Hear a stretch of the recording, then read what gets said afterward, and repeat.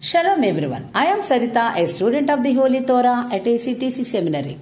ఈ వారం తోరా గ్రంథములో 50వ పర్ష కీతావో అనగా మీరు వచ్చినప్పుడు అని అర్థం. సెఫర్ తోరాలో ఇది 50వ పర్ష. సెఫర్ దెవారిం లేదా ద్వితీయోపదేశ కాండంలో ఇది 7వ పర్ష.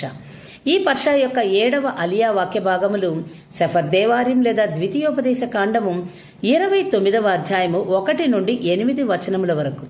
మోషే ఇజ్రాయేలీలను సమీకరించి ఎలోహింతో మోయాబు దేశంలో చేసిన నిబంధనను గుర్తు చేస్తాడు.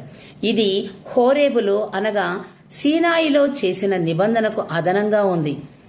ఆయన ఇజ్రాయేలీలు ఈజిప్టులో ఎలోహిం చేసిన అద్భుతాలను మరియు అతని సైన్యంపై ఆయన చూపిన మహత్కార్యాలను, ఎడారిలో 40 సంవత్సరాల పాటు వారిని నడిపించిన విధానాన్ని గుర్తు చేస్తాడు. ఈ సమయంలో వారి బట్టలు చిరిగిపోలేదు, చెప్పులు ధరించినవి అరిగిపోలేదు, మరియు ఎలోహిం వారికి ఆహారం, నీరు అందించాడు.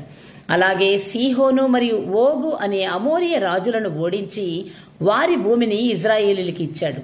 మోషే ఈ సంఘటనను గుర్తు చేస్తూ ఇజ్రాయేలీలు ఎలోహిం ఆజ్ఞలను జాగ్రత్తగా పాటించి ఆయన నిబంధనకు కట్టుబడి ఉండాలని హెచ్చరిస్తాడు.